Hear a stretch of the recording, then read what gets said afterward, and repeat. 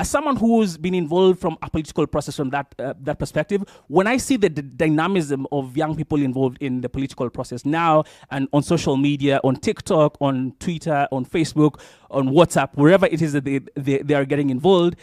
I still see that missing gap that, yes, you have gotten activated, but to move from where you are now to actually being able to tap into that to get solid political processes, there is a maturation that needs to happen. And that's, from my perspective at least, that's one of the spaces where civil society can play a key role, because there's all sorts of questions that have to be processed from there, because there are funding conversations that have to be had. For example, in the questions of civic technologies, or civic tech, that, as they call it in various spaces. As it is right now, we have various young people in Kenya just on volunteer basis, in their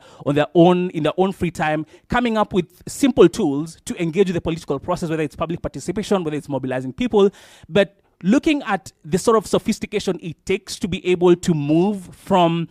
organizing in your free time, organizing a tool in your free time, to, say, for example, organizing a political movement that can challenge, an institution, for example, like ODM. That's an entire, realm of change that needs to happen. And there's everything you need to activate different institutional partners. You need to get funding. You need to have people in the room who have critical thinking in terms of the philosophy of technology, because some of the things that are happening on technology, on digital media, strictly speaking, we don't want them to mature. There's even as we're having,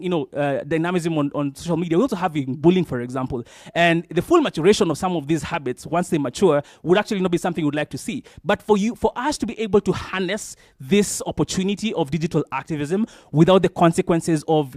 what happens when it is not disciplined, you need to have institutions in place. You need to have institutions that are coming in to help people think in a more disciplined way about what is actually the end goal or the maturation of, what you have brought on the table.